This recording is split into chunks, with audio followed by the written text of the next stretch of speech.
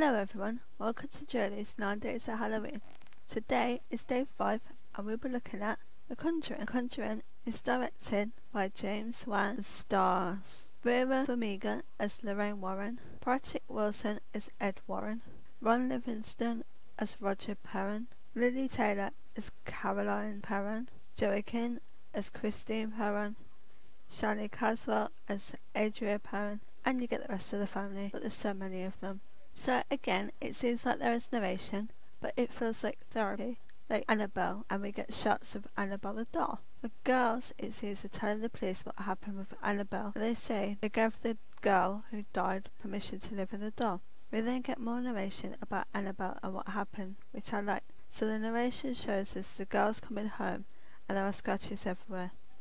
They don't burn the doll, they just throw it out, but at least they do that. Unlike in Annabelle, they don't do anything for ages. So one of the girls hears banging on the door, and yes, they actually turn the light on this time. One of them opens the door, and nothing is there. So the film starts properly and pans to a window, and we are told the year and place. A car pulls up, and it looks like people are moving in. A family with lots of girls. The dog doesn't want to go inside the house, so it stays out. We then get shots of everybody moving in. So one of the kids has found something by the river, and why isn't anybody looking after them? We then get a shot from beyond the trees.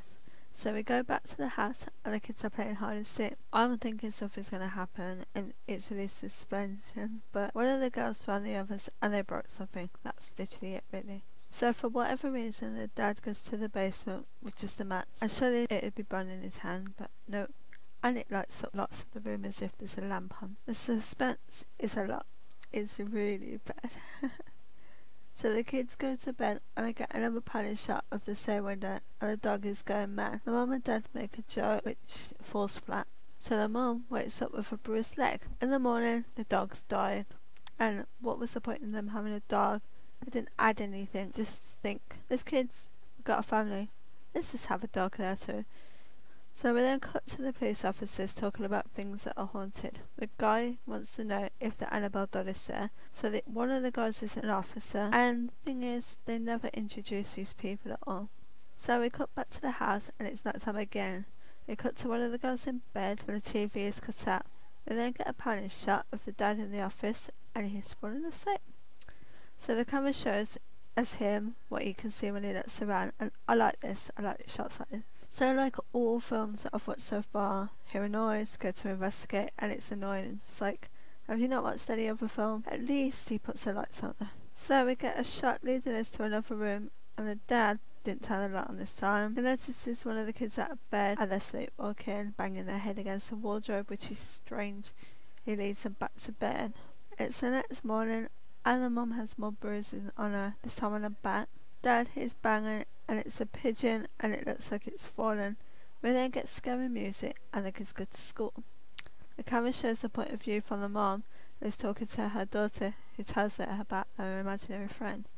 She plays the music box that has a freaky clown in it. I mean, who would give this to a kid? It's so strange. I also get scared as well, but it's just a suspense scene. So then the girl goes to hide while the mom looks, asking for a clap to where she is. She's looking still and the wardrobe opens, but it doesn't seem like anything's there. She gets another clap, but she isn't there. So she's looking in the wardrobe and the girl comes out of her hiding place. And this world gets dark like really quickly. One of the kids got pulled out of bed. Nothing is there though, like usual. Kid is looking under the bed and cries. She wakes up the other girl who says there's someone under the door. They're obviously scared and they're crying. The other girl goes to look, but nothing is there yet again. The girl says she felt something, and the parents come in. It's morning again, and we get a shot with the police who have a case. Lorraine wants to go with him, but he doesn't want to. And I hate that so far we have two separate stories going on. It's confusing, and the transition isn't explained to us. So we get a panning shot to the house, and the mum has bruising on her more than before. She's just folding washing and it's really boring. She hears a noise and goes to check the kids who are in bed. And I'm thinking, there isn't much going on so far and I'm really bored of this film. So she hears smashing and pictures being thrown on the floor. She obviously goes to check and also checks around the house. and then goes into the dark basement because, you know, you do. She hits her head on the floor, falling down the stairs. And why hasn't anybody else woke up? We get no noise, no music, nothing. And she sees a ball rolling and tries to escape, but the light goes out. She uses matches to see, and then we get screaming and the camera cuts away. We don't see anything, we just hear everything. And again, we get one of the kids banging their heads, and now I'm thinking, who the hell cares? The dad gets the mum out the cupboard and makes sure the girl is okay. And it's like Annabelle, where the dad doesn't see anything. So the film cuts to another conference. This time the mum is there. She tells Lorraine and her husband what's going on. They don't want to help, and she literally has to beg them to agree. So the mum introduces everyone, and the police guy talks about demon activity and wants to go down the basement. I don't like this police guy. I think his attitude is really bad. So the woman can feel stuff, and I wonder why she isn't really taken away to an asylum. She seems a bit weird. The guy uses his microphone to make like a statement, and the woman goes to talk to the child with the imaginary friend. And we get this stupid music box again, and nothing else happens. At least if this is going to be a thing, make it appear at least once, otherwise it's pointless. So the woman is like scared, but we don't see anything. And the guy comes out, and then the shot changes to them talking again, and they apparently need an exorcism. We find out the dark thing is feeding off them. So the police explain what to do, what they have to do. So far now, they're just going to leave the house. It hasn't done anything violent, apparently, but what about the mum's bruises? We don't even find out about that at all. The mum finds out about the house. Well, at least we get some backstory. I appreciate backstory.